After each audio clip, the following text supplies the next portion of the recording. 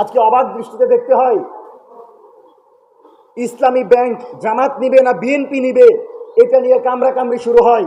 ইসলামী ব্যাংকের সামনে জল কামান নিয়ে পুলিশ অতর্কিত হামলা চালায়, কিন্তু প্রকাশ্যে চট্টগ্রামে ছাত্রলীগ মিছিল বের করে, যারা দক্ষিণ এশিয়ার সর্ববৃহৎ জঙ্গি সংগঠন, যারা বাংলাদেশের আইনের মাধ্যমে সংসদের মাধ্যমে নিষিদ্ধ হয়েছে, আজকে তাদেরকে মিছিল করতে দেন আর বাংলাদেশের জনগণের উপর জল কামান নিক্ষেপ করেন। এটা কোনোভাবেই গ্রহণযোগ্য হতে পারে না।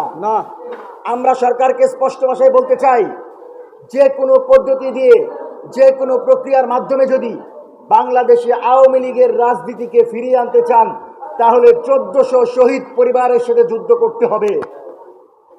জুলাইয়ের প্রতিটি নেতা কর্মীকে অতিক্রম করে, তাদের চ্যালেঞ্জ মোকাবেলা করে, জনগণকে প্রতিহত করে আপনাকে সেই আওয়ামী এজেন্ডা বাস্তবায়ন করতে হবে।